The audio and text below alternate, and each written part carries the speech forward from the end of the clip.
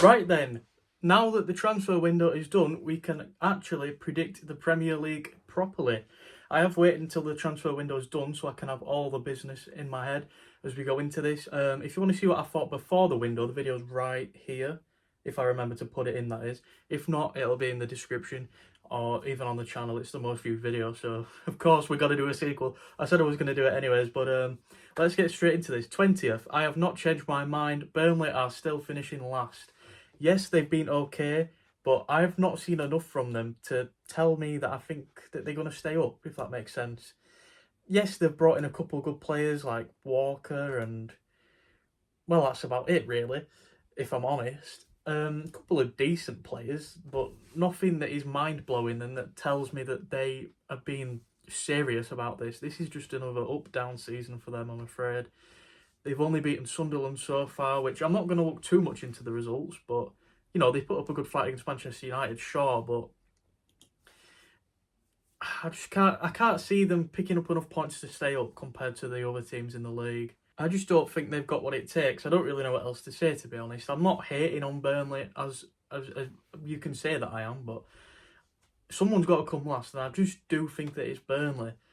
As for 19th, I have gone with Wolves. I think that they've recruited a couple more players with the money that they've made from selling key assets, but I don't think it's been enough. They're still yet to get a point as I'm making this video in the international break, with a loss to Manchester City, a loss to Bournemouth, and a loss to Everton. These are teams that if you want to be staying up, you've got to try and get at least a point out of the latter two anyways. Obviously, Man City, you don't expect them to win, but try and keep the score down, you know what I mean? And then Bournemouth and Everton, you know, they played well against Everton. They just conceded a little bit more. Maybe they need to sharpen up at the back, but the attack is still there, which is surprising considering they lost a few valuable attacking assets, and also Strand Larsen currently injured. If that is a long-term thing, he could be in trouble.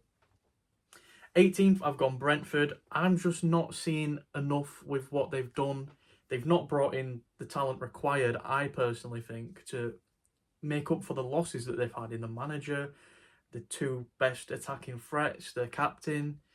It's just, I think it's been a disaster time at Brentford, and a rebuild is long overdue over there, so going back down might not be the worst thing for them, to be honest.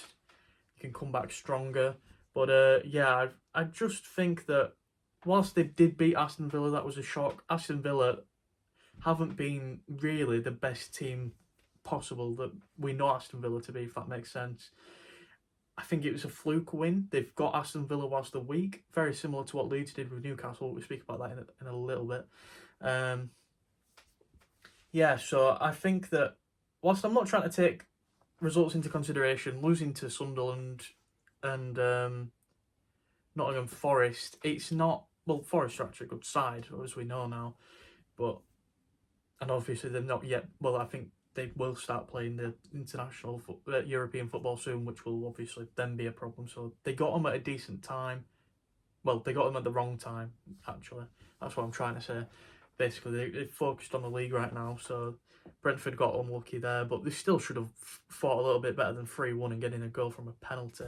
I just think that the recruitment's been off, and I'm not seeing the results that I want to see at the start of the start of the season to make me believe that they have done the right decisions. Obviously, there's still plenty of time to change that. It's just whether they do, and I don't think that they will.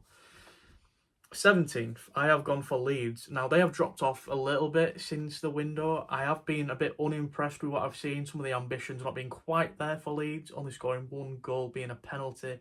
It was a win against Everton. They played really well, and they did the same against Newcastle, but there's no attacking threat in that team. Obviously, it might come in a little while, you know, get the likes of Okafor and Nemecha integrated into the team properly, and striking. Dan James hasn't been himself recently, I don't think. We've got Calvert-Lewin, who, if they can get him fit, will be a great asset to the team. They're putting money into him in particular just to keep him fit, which, if it pays off, it's brilliant, but if it doesn't, it is a bit risky. I just think that whilst they are playing well, apart from the Arsenal game, but, you know, away at Arsenal, one of the teams in the league that is up there for talks of the title.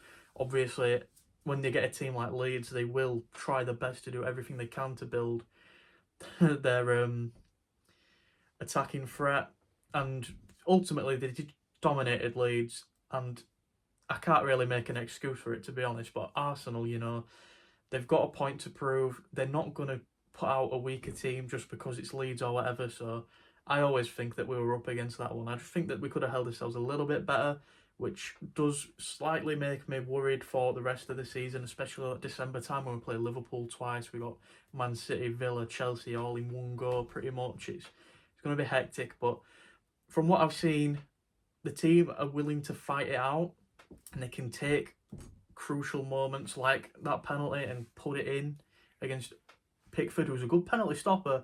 Did go the right way, but he still managed to get it in, did the Metcha, and it just gives me that little bit of hope that they might just have what it takes to stay up. Another team that I'm impressed with, Sunderland next. I think that they definitely have what it takes to stay up. Their recruitment has been brilliant, probably the best in the league, considering that they've just been promoted. They've brought in some absolute talent. Obviously, everyone is questioning what will happen when AFCON comes, but that's 1 month out of a 10-month season. That's what, 4-5 games? They've still got 33 to play for, and obviously they've had a great start as well. 2 wins against Brentford and West Ham. Yes, lower level sides, but that is what you have to beat if you want to stay up, and they are doing it, and they're doing it nicely.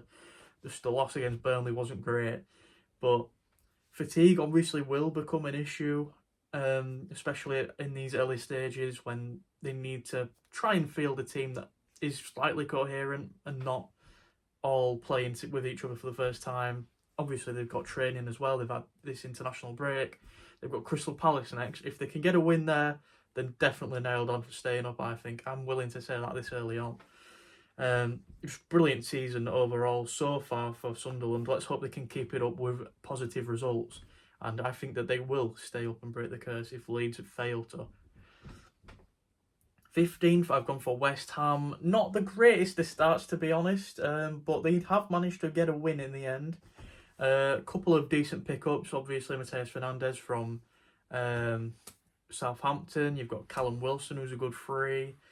They've lost Kudus, but I think they've managed to sort that out a little bit with some of the players they've picked up. Let me just have a look at who's actually come in, because they have had a few, and obviously they've had Mads Hermansen. I don't think he's the answer though. I would drop him quickly if I was in charge. Kyle Walker-Peters, good pickup. Diouf, good pickup. Tajibo, good pickup. Ferguson on loan, nice. Igor on loan, again, another nice move. They do have a good squad as well to build on. You've got Paqueta who's staying, Bowen. There's some good players there. Ward-Prowse, Somerville, who looked really good against Nottingham Forest when he came on. Obviously, I'm going to be a bit biased towards Somerville because he did play for Leeds, but he was brilliant not coming off that bench after injury. And I think that players like that will make up for the losses that they've had, and I think that they will stay up. They've just not had the best of starts, but it will come to them. I can guarantee it. Who is next on my list? Number 14, we have Bournemouth. Bournemouth have had a decent start with 2 wins after a loss in the first game week against Liverpool. Still scored 2 goals though. Semenyo looked good. A lot of people agreed, and they've gone on to prove that they are a good side after that, beating Spurs and beating Wolves. Spurs win is a good one. The Liverpool game was good despite them losing. They did bring it back up to 2-2 for a little bit, had Liverpool a bit worried. I think that they are going to have a good season despite the defence being ripped apart. I think they've recruited fairly well in replacements. They've still got attacking threat with Kluivert, Semenyo, all those good players. They have lost Dango Ouattara, but I think that they'll be fine, honestly. They've still got the attacking threat. They've built the defence up. Again, it's not bad. They've got 0 goal difference, 4 goals scored, 4 conceded. It's not bad, especially at this stage of the season. I think that they will be in for a slightly worse season than last year, but they're going to be fine, honestly. I did have them a bit on the verge of going down before the transfer window. Well, during, really, wasn't it? We knew about the likes of Huijsen leaving and that, and, you know, did make a few people wonder what would happen, but I think they'll be fine. 13th place, I've gone for Everton. After that shocking performance against Leeds in the first game week, they've gone on to get 2 wins, a clean sheet, 2-0 home win against Brighton, which is impressive, and then obviously the 5-goal thriller, 3 goals for them, 2 for Wolves. They brought in the likes of Jack Grealish, brilliant signing. Tyler Dibbling, great signing. Dewsbury Hall, they've got Iliman Ndiaye, they've got Pickford still, they've got that defence that's brilliant. I think that these are definitely nailed on for a good season. David Moyes asked for 10 players. I think he got 8, 9 in the end, something like that. So, not quite what he wanted, but I think it's enough. I do. David Moyes, good manager. He knows Everton like the back of his hand. He's got a good set of players, better than last year, definitely. And he still did well with them last year for when he came in until the end. They could even go higher than this, to be honest, and it wouldn't surprise me at all. Next, in 12th place, I've got Fulham. Now, these were a bit quiet in the transfer window. That's not a bad thing, though. They've got a good team. They can definitely hold that mid-table position that they keep getting. Did anyone actually leave Fulham? I know they had a very quiet incoming window until the last day. They brought a couple of players in. Let me just check. So that's 5 players in and players out. No one really detrimental to the team, to be honest. I'm looking at these names. They're not your typical starting 11 names. I think they'll be completely fine, if I'm honest, and I think that they're in for a good season. With Leeds next, I think hopefully they'll lose that one, but, you know, they are a good side. There's no denying that at all. Teams will go to Craven Cottage and know that they've got to put in a bit of a shift because it's a strong team. They've got the likes of Iwobi there still. The backbone of the team, essentially. I don't really think they needed to be too active in the transfer window, so I think they've done well. Not the greatest of starts, 2 draws and a loss, but draws against Manchester United and Brighton, you know, top teams, losing to Chelsea, another top team, should have scored in that one as well, so I think they'll be completely fine. They've just not had the easiest opening fixtures, to be honest. They probably look to beat Leeds at home, but obviously I want Leeds to win, and I think that they might, so it's one of those games where I have to be a little bit biased because they do have a chance. But honestly, Fulham, they'll be fine this season. A team that I think is still got a bit of work to be done on it. Manchester United in 11th here for me. I'm not seeing enough. Obviously, I said I won't take all of the recent fixtures into account, but you kind of have to with Manchester United. There's something not quite right there. Obviously, the Arsenal game was tight. It was unlucky. Draw to Fulham. Bruno Fernandes missing a penalty, a bit shocking. And then Burnley, that was a scraper, another penalty that had to be given. And they did manage to score at that time, which did give them the 3 points, which is pretty much what they were missing from the Fulham game. So, yeah, they've brought in not too many players. They've got a new keeper now who we get to see in action from deadline day. You've got Sesko, who I thought was a good player, to be honest, but I'm not seeing it too much so far with the games that I've watched, especially the Grimsby one. Taking the 10th penalty is crazy as a striker. A striker, by the way, that they paid 76 million euros for. And Buemo, though, he looks good. Cunha, he's good. They've got a couple other talents in. Nothing too crazy. Patrick Dorgu, not a bad signing, but I don't think he's detrimental to the team from a bit earlier on in the last season in that window. 2nd of February, same with Heaven. Obviously, he's a young player, so they don't expect much for him, but they can build him up to something if they do well. So they've had a couple of good players in before when Amarim got his first window in the winter of last season, and then they've built on it a little bit here. A couple of big signings, and then the goalkeeper. I just think that the goalkeeper was essential, and they left that a bit last minute. They've gone on a risky one. They could have got, obviously, Martinez, but they chose not to. I'm not sure about that. That's why I think the team might gel, but they're just a bit leaky, aren't they? I don't see them having a crazy season. 11th is an improvement on last season, and I think that is probably a bit generous, if I'm honest. So a lot of people will be having them in the top 6 or something. I don't see it at all, if I'm honest. A team that will have a bit of a drop off though, Nottingham Forest, obviously, playing international football. I keep saying international, playing European football, not easy, especially with a side like Forest. I must say, not being too impressed with the recruitment overall. If I just have a look at the transfers in right now, Zinchenko on a loan. That's bench option really. A couple of Juventus signings, Douglas Luiz. That's not bad. But the problem is a lot of these are on loan, and then they've got Omari Hutchinson, good player, James McAtee, good player, but we're not seeing any of them actually in the starting 11 really just yet. And Doy, though, we are, to be fair, he's been good so far. But then you look at the players out, any big ones, obviously, there's Alanga, but is there anyone else? Not overly, to be honest, but I just think that the squad depth could do with a little bit better for a Europa League side. So I think that they won't fall off completely, but they will have a little bit of a worse season this time. 9th, I've gone for Crystal Palace. 2 draws and a win. One of the teams in England yet to lose. A big win against Villa. A point against Nottingham Forest and a point against Chelsea. They're good teams that they're drawing with and beating. Obviously, not the biggest of windows. They managed to keep hold of Guehi on the last day, which was fairly big. They lost Eze though, big player there. Who have they actually brought in? I have not heard them be too busy. Ben Chilwell. A couple of...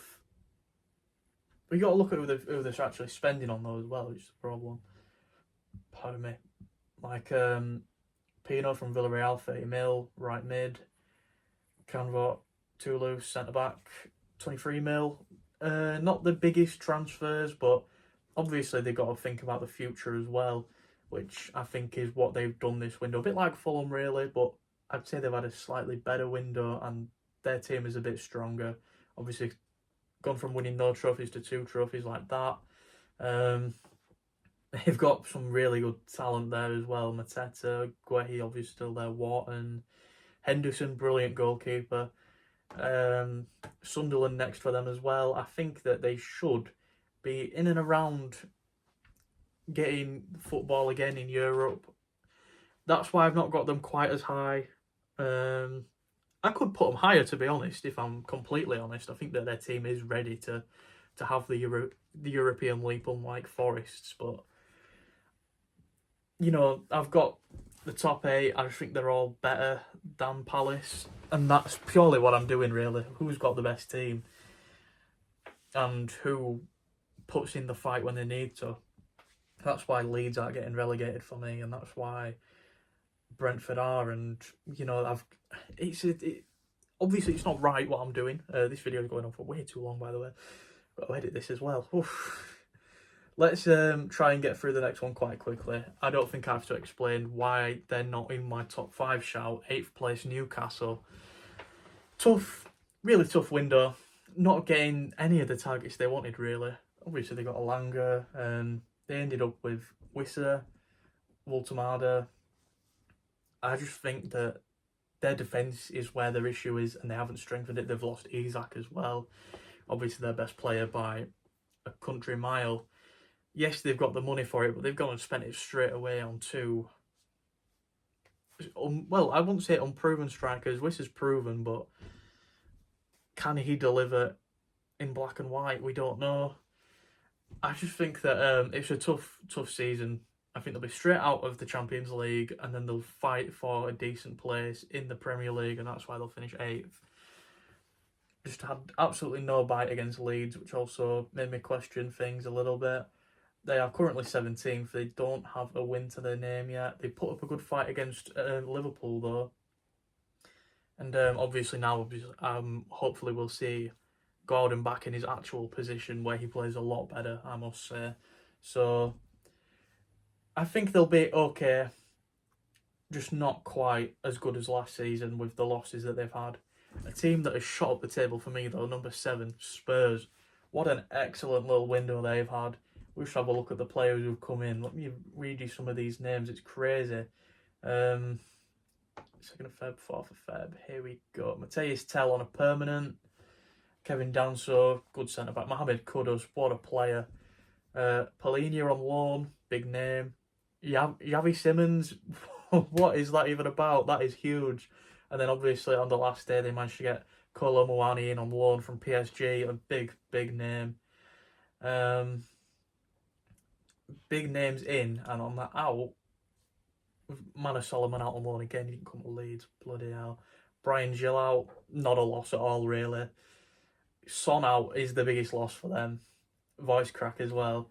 But Son and Kane both now gone from Spurs. It's the new era, and I'm here for it, to be honest. I think that this is exciting times for Spurs and what they can do. You look at the departures, a lot of them going out on loan, not really being sold. They've sold Brian Gill and Heung-min Son, and that is literally about it. They've had a few free agents go out, like Reguilon, Forster, not big names at all, really. So I think these lot are completely fine. They're in for a big season. I think they'll take everyone by storm, especially in the Champions League. I think these are a real underdog. If you're on the Spurs hate wagon, you're going to be disappointed this season. You'll have last season to always go, you finished 17th. But also they did win a trophy, so it's one of them. I think they're in for a big season, as I've said about 4 times now. Watch out for Spurs, honestly. The likes of Van de Ven, Romero, Porro, Kudus, Johnson, Archie Gray, Ched Spence. Oh, 2 Leeds players. What a surprise that he's back in them. But no, seriously, some absolutely brilliant footballers. Sorry about that, I got cut off because my storage is absolutely hitting this long video. But yeah, Spurs, brilliant. 6th place, I'm not too sure about this. I have put them in there because I do think that they will play well. I'm just not too sure about the losses that they've had, but I do have Brighton here. They've still got some brilliant players there, obviously, and I think they're in for a good season. They don't have any European football to worry about, which some of the teams below them do, which I think will affect the season. I think Brighton are in for a good season with 1 win, 1 draw, 1 loss so far as well. Big win against Man City. I think these are going to be brilliant. So keep an eye out for Brighton. Remember this one. 5th place, Aston Villa. Obviously a terrible start to the season. A draw against Newcastle in the first day. No goals scored for them yet, though, because they went on to have 2 losses against Brentford and Crystal Palace without scoring. But the transfer window's done now. They've got a brilliant manager, some good players. I think now that they've had a bit of a wobble at the start of the season, I think they've got it out of the way and they will shoot up into the top of the table. I'm not sure if they'll have a good European season this year again. Obviously, they have gone down the league, but they are a good side, and I think that with the manager and some of the level of players that they've got, it'll be completely fine. 4th place, I've gone for Chelsea. Again, another good window for them, as always. Doesn't really matter who they lose. It's more about who they bring in with these lot. But they've had João Pedro in, Liam Delap. They have Gittins, Garnacho. Some good players to add to an already brilliant team. Coming off of winning the Club World Cup, I think these lot have got what it takes to get a top 4 finish. Potentially even higher, to be honest. I've only put them here because I don't want to change my top 3. That is honestly it. Chelsea, honestly, I could honestly put you in 2nd, but I don't. I just want to stick with my gut feeling in my top 3. So all I can say to Chelsea is I am underestimating you here. Prove me wrong and make me look silly for not being willing to change my mind. There we go. How about that? 3rd place, I've gone Man City. It's the exact same top 3 as last year, by the way. I'm just going to spoil it now. Man City, good recruitment. Too many leading figures out there. A lot of those treble winners are leaving the club now. They've had a bit of a ropey start. I've definitely seen better from them. So, yeah, I'm not too impressed with what I've seen so far. 1 win, 2 losses against Spurs and against Brighton.